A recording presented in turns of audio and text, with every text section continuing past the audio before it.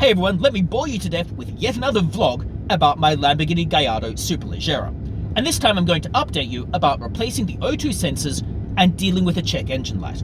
And I'll give you a bit of an update about the cost of ownership and various things in relation to the car and whether I've made any updates to it. And in short, it was relatively cheap to fix, I haven't really made any updates, and cost of ownership has not been egregious, is pretty much the summary.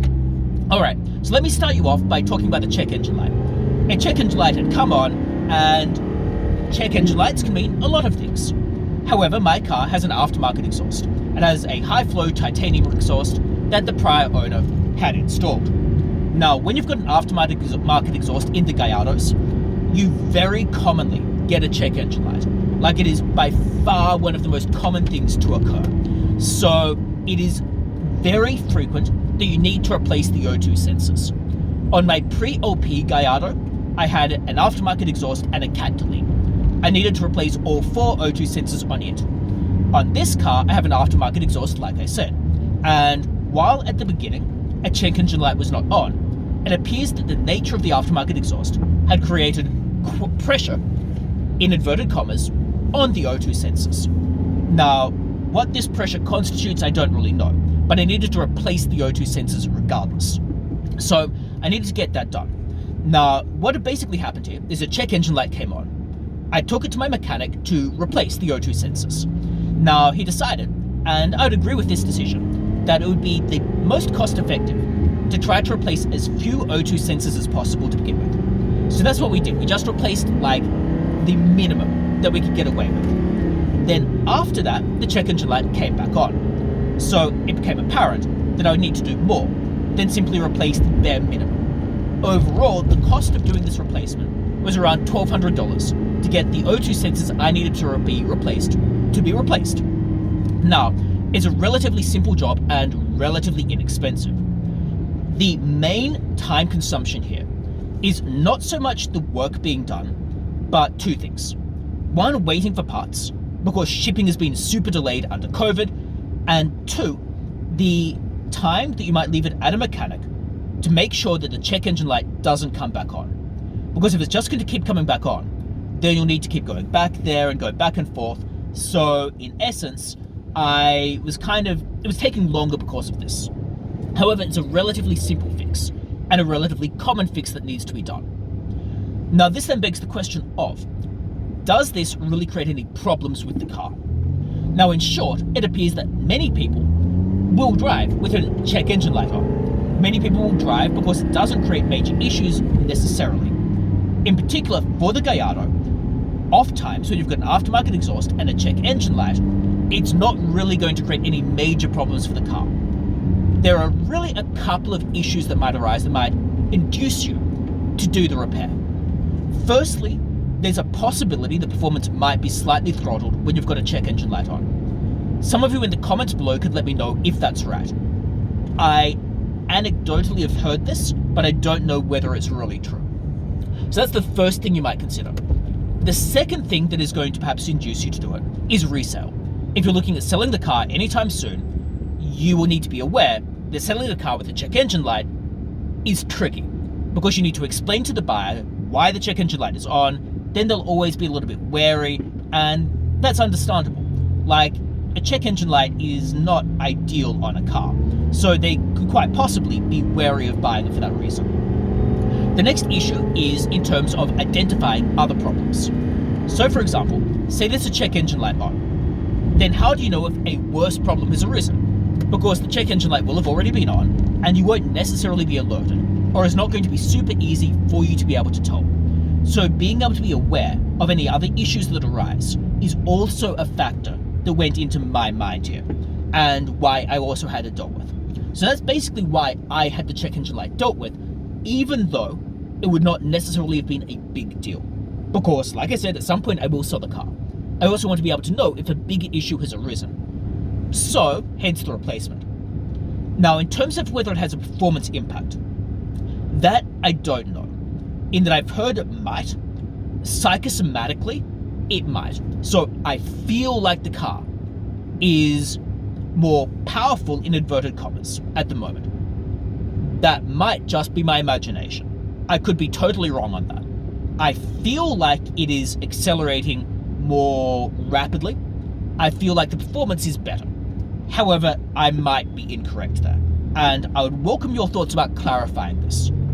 Logically, I can see why the performance would be impacted. Because say the check engine light is off, then the incorrect fuel flows might be occurring. And if the incorrect fuel flows are occurring, then clearly performance could be impacted. So, hence why I imagine performance could be a thing. It could influence performance. But again, I could be wrong on that. So, with that bit of an update out of the way, the next question is, what's been my cost of ownership overall? Now, this year has been particularly expensive for owning this car, the past 12 months, because I've had it for just under 12 months now. So it's been expensive in part because I had to do a clutch replacement. A clutch replacement is expensive. A clutch replacement can cost you in the vicinity of, say, $10,000. It will vary a little bit. Mine was a little bit under that in Australian dollars, but it will vary. I also had to replace some brake pads. That again was cheap-ish, but everything adds up.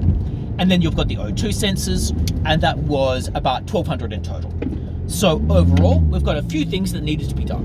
When I initially bought the car, I did have it serviced, just to be cautious. That cost about $2,000 at the dealership, and I had coils replaced at a mechanic, another few $100s. So overall, it's probably cost around $12,500 overall throughout the course of this year when you add everything up. That's not including consumables and not including things like fuel, because fuel economy is, of course, terrible. So that's pretty much the cost of ownership. In terms of whether I'm going to do anything else to the car, modifications and the like, at some point, I might try to recondition my steering wheel. It's Alcantara and it looks a little bit worn. It's not problematic, I'm perfectly fine with it, but it just looks a little bit old. I might deal with that, but it's not a big deal, to be honest, and it doesn't affect anything. I might consider upgrading the infotainment system, but again, that's not a big deal to me, because I only use it for the reverse camera. I barely ever sort of use it for other things. I never use it for navigation. I only really need the reverse camera in it. So there's not really that much point me really spending the time and effort to replace it, and then running the risk of my reverse camera not working, blah, blah, blah. It's just not really worth it at the moment. I might do it at some point, but it really is not, it's not high on the priority list. Similarly, the steering wheel, not high on the priority list, although certainly I'll get it done at some point, I imagine. But that's pretty much where the car's up to. Now, I'm very happy overall with the ownership experience.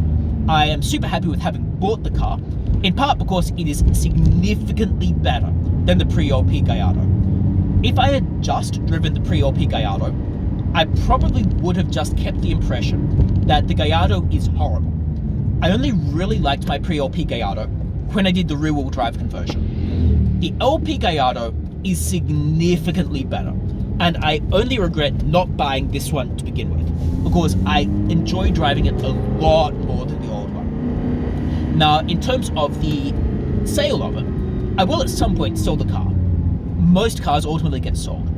The used car market has shown quite a degree of inflation. I suspect that it will taper out. I don't know there'll be much decrease, but it will certainly taper out.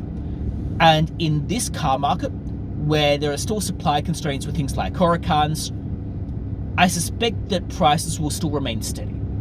Prices for special editions of Gallardos, so Superleggeras, Performantes, STSs, they could potentially hold quite strong, depending on the condition of the car. I'm not personally of the mind that a manual Gallardo is going to be worth that much more than an e-gear. I feel like the whole manual Gallardo thing is a little bit hype driven, but again, you might have different views on this. Let me know that in the comments below.